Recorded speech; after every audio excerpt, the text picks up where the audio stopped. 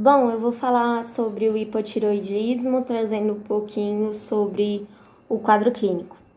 Dentre as manifestações mais marcantes presentes no hipotireoidismo, a gente tem a astenia, a sonolência, a intolerância ao frio, pele seca e descamativa, a voz do paciente tende a ser um pouquinho mais arrastada, hiporreflexia profunda, edema facial, anemia e bradicardia.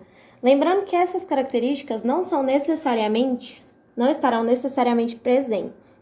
Elas podem estar presentes ou não.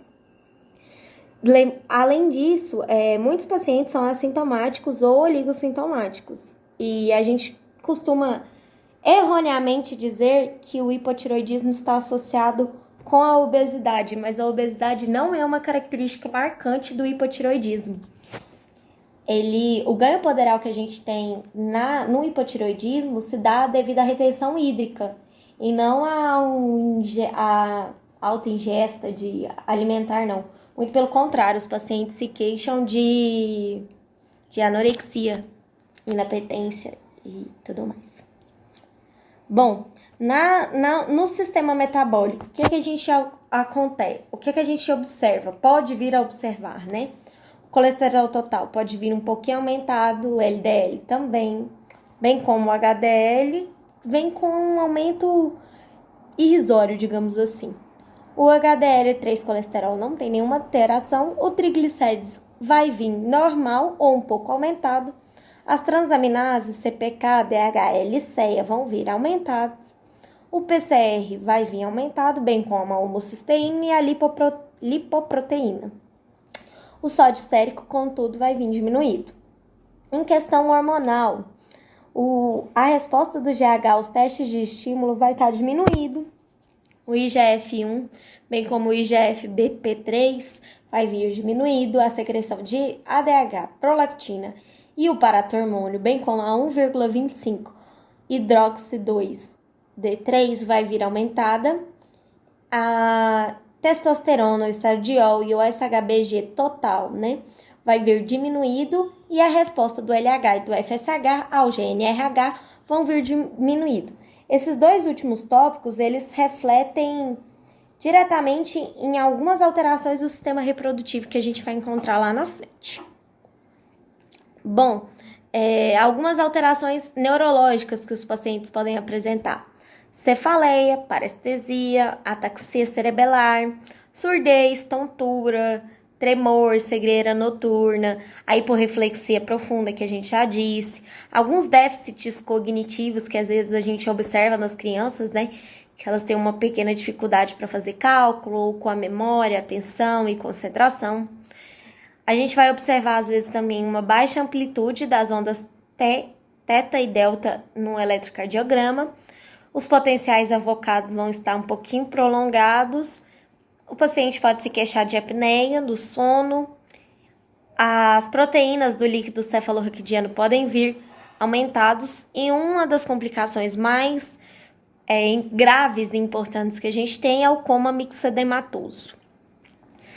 Dentre as síndromes psiquiátricas, a gente elenca a depressão, a psicose, esquizoide ou afetiva, distúrbios bipolares, bem como a demência. Algumas manifestações cardiovasculares do hipotireoidismo são a contratilidade miocárdica reduzida, uma baixa no débito cardíaco, bem como uma resistência vascular aumentada, uma permeabilidade capilar aumentada que explicaria de certo modo essa retenção hídrica que ele faz, uma dispneia e uma diminuição do volume sanguíneo. Desses aqui, os principais para a gente lembrar seria essa diminuição do volume sanguíneo e a diminuição do débito cardíaco. Alguns sintomas que ele pode vir queixando, né, tolerância diminuída aos exercícios. Então, quando ele começa a se exercitar, ele sente uma tolerância baixa, não consegue fazer esses exercícios com a devida eficiência, digamos assim. E a angina.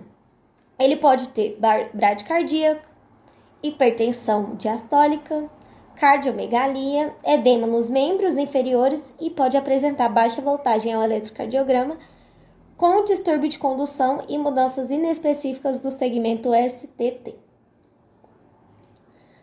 Algumas manifestações gastrointestinais do hipotireoidismo que muitas vezes acontece e os pacientes também se queixam um pouquinho. É a anorexia, a distensão gasosa e a constipação intestinal, sendo raramente ocorrendo raramente, né, a presença do íleo paralítico, bem como da ascite. Então, ele vai ter um esvaziamento gástrico prolongado, o trânsito intestinal, gastrointestinal dele todo vai estar diminuído, vai estar lento, em questão de velocidade, né? A absorção intestinal vai estar diminuída, ele vai ter uma elevação das enzimas hepáticas e da ceia, que a gente viu. Ele vai ter uma hipotonia da vesícula biliar, e ele tem uma maior propensão a ter uma doença hepática gordurosa não alcoólica.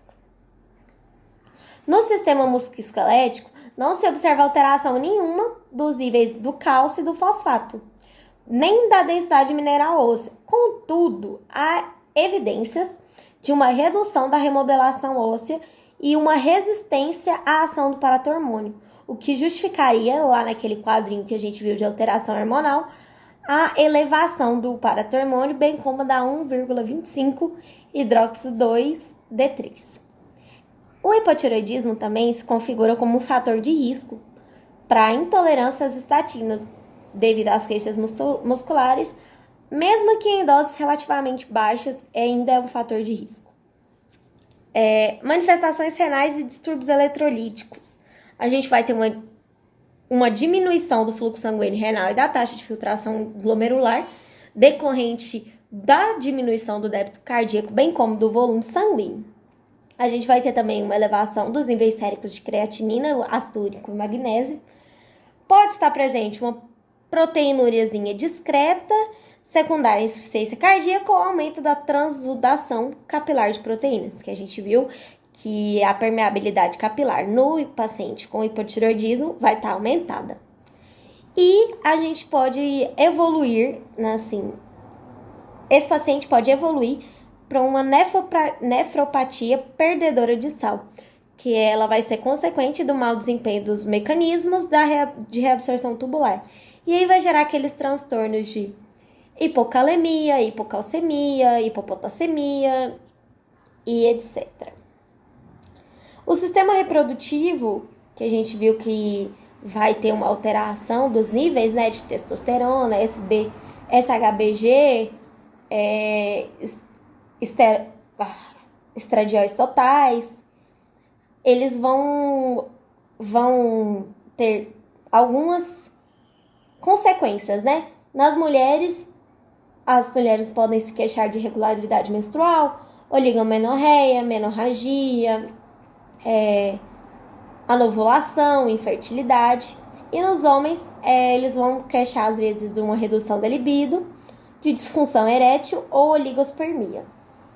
O sistema hematopoético, a gente observa a anemia, que na maioria das vezes é normocítica ou macrocítica.